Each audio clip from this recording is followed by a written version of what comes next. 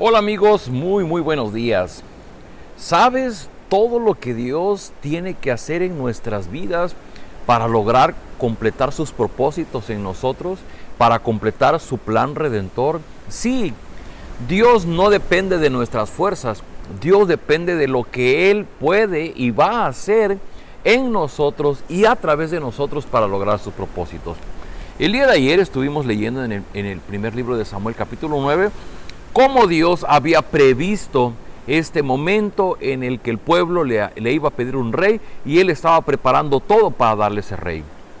Hoy vemos en el capítulo 10 finalmente el momento en el que Samuel va a ungir a Saúl como rey. Dice versículo 1: en cuanto el sirviente se fue, Samuel sacó un frasco de aceite y lo derramó sobre la cabeza de Saúl, luego le dio un beso y le dijo: hoy te ha elegido Dios para que seas rey de su pueblo. Cuando nos hayamos despedido, te vas a encontrar a dos hombres, los cuales te van a decir que ya aparecieron las burras que andabas buscando.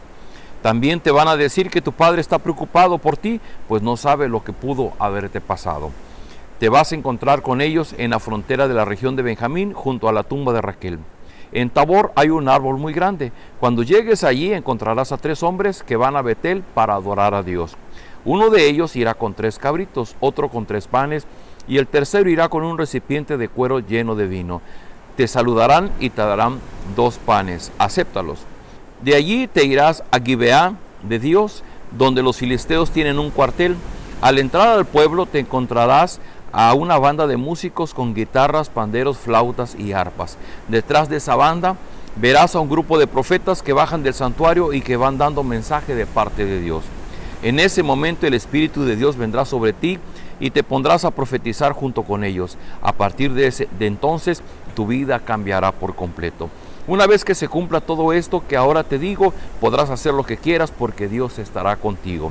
Pero ahora vete a Gilgal y espérate allí 7 días. Cuando llegue yo, le presentaré a Dios sacrificios y ofrendas de paz, y entonces te diré lo que tienes que hacer como rey. Ese mismo día se cumplió todo lo que Samuel había dicho, pues en cuanto Saúl se dio vuelta y se apartó de Samuel, Dios cambió la vida de Saúl. Cuando Saúl y su ayudante llegaron a Gibeá, se encontraron con un grupo de profetas. Entonces el Espíritu de Dios vino sobre Saúl y Saúl comenzó a profetizar junto con ellos. Es interesante, le preguntaba yo al inicio, ¿sabe usted todo lo que Dios hace en nosotros para que nosotros podamos contribuir en su reino, en lo que Él quiere que hagamos? Dios escogió a Saúl no por las características propias de Saúl. Saúl lo que tenía es que era muy guapo y que era muy alto, pero eso en nada aseguraba que él pudiera ayudar a los propósitos de Dios. Para que pudiera ser posible que Saúl realmente contribuyera al plan de Dios, era necesario que Dios hiciera algo en él. Y antes de poner en él su espíritu, para ayudar a creer, porque seguramente Saúl ni entendía ni creía lo que le estaba sucediendo. Y para ayudar a creerle, le da 3 pequeñas pruebas o evidencias de lo que está sucediendo.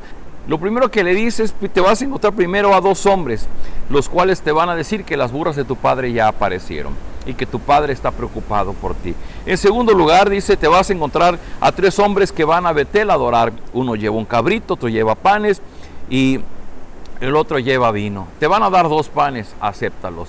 Y en tercera dice: te vas a encontrar también con una compañía de profetas que vienen cantando, tocando y hablando de parte de Dios a su pueblo. Dice, bueno, cuando llegues a ellos, entonces a partir de ese momento tu vida va a cambiar. ¿Por qué? Porque en ese momento el Espíritu de Dios vendrá sobre ti. Y es que nosotros podemos entender a raíz de lo que dice la Biblia, la Escritura, es que la persona de Dios se manifiesta como Padre, se manifiesta en la persona del Señor Jesucristo, pero también se manifiesta a través de su Espíritu Santo. Su Espíritu Santo es Dios llegando al corazón de la persona. Recuerde que hasta este tiempo el Espíritu de Dios no era común que estuviera en las personas, solamente en algunas que con un propósito Dios elegía. Ahora Dios está eligiendo a Saúl y está poniendo de su Espíritu en él. Pero esto es el antecedente, esta es la antesala de lo que vendrá después, porque lo que Dios hará una vez que se concluya la obra en la persona de Cristo, ¿se acuerda lo que se describe en Hechos capítulo 2, el día de Pentecostés? El Señor Jesús había dicho, yo me voy a ir, pero les voy a enviar a otro igual a mí. Y hablaba del Espíritu Santo, el Consolador. Dice, Él les va a guiar, Él les va a enseñar, Él los va a corregir, Él les va a mostrar la verdad. Y una vez que se concluye en Hechos 2 la venida del Espíritu Santo, el apóstol Pablo dice que todos aquellos que hemos llegado a creer en el Evangelio del Señor Jesucristo somos sellados por la presencia de su Espíritu. Así que lo que está viviendo Saúl es una antesala, es una pequeña muestra de lo que íbamos a vivir aquellos que vendríamos después. Aquellas personas que hemos sido rescatadas por Cristo, Dios tiene que obrar en nosotros. Y eso nos deja muy claro. De la misma manera que Saúl no estaba ni siquiera preparado para ser rey, nosotros tampoco estamos preparados para ser hijos de Dios. Es necesario que venga el Espíritu de Dios. Y es muy curioso porque en la versión 60, en el versículo 9, dice que en cuanto Saúl se dio la vuelta para tomar su camino, dice Dios mudó, Dios cambió su corazón, le dio un corazón distinto. Y eso tiene que ver con la palabra que daba Ezequiel allá en su capítulo 36, en donde dice que Dios nos dará un corazón nuevo, un corazón, quitará ese corazón de piedra y nos dará un corazón que viva conforme a sus mandatos.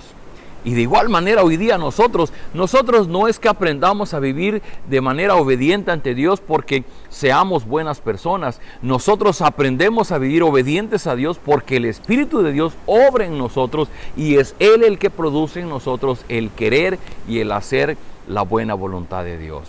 Así es que amigos, aquí tenemos un evento que va a ser el primer paso de lo que vendrá en la vida de Saúl. Saúl, sin pedirlo ni desearlo, recibe del Espíritu de Dios y el Espíritu de Dios primero cambia su corazón. Y como una evidencia de la presencia de Dios en su vida, dice que él se une a la compañía a este grupo de profetas y empieza a profetizar. Esta palabra profetizar en estos tiempos pudiera tener dos sentidos.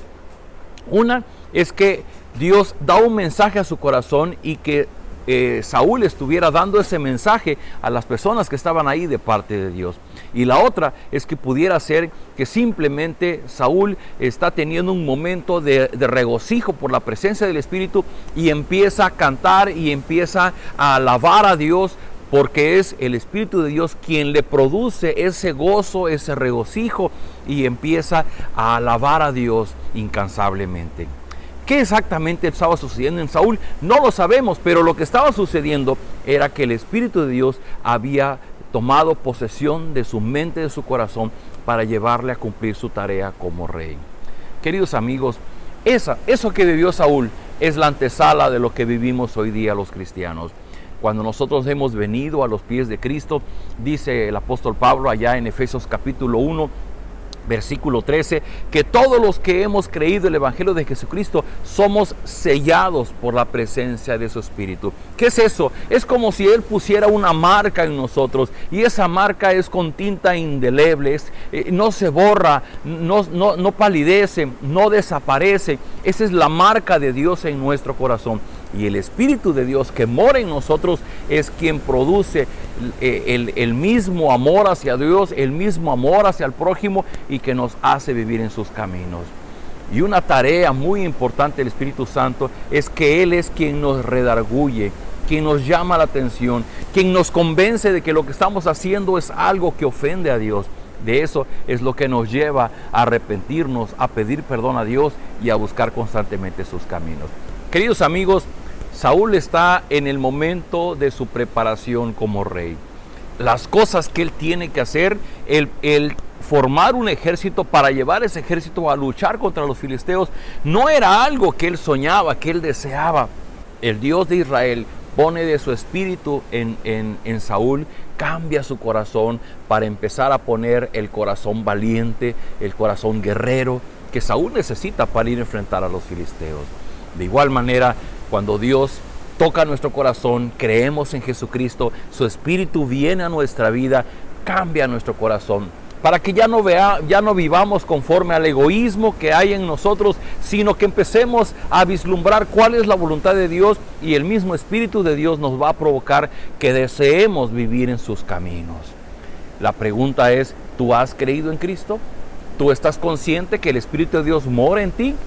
¿Qué está pasando en tu vida? ¿Ha habido esta evidencia en ti de que has recibido el Espíritu de Dios? Si has creído en Cristo, el Espíritu de Dios está en ti. Y Dios está mudando tu corazón. Por eso, lo mejor que podemos hacer es disponernos. Como dijo el Señor Jesucristo en su oración, venga tu reino, hágase tu voluntad, así como en el cielo, también en nuestras vidas. Vamos a orar. Padre, gracias por esta hermosa mañana.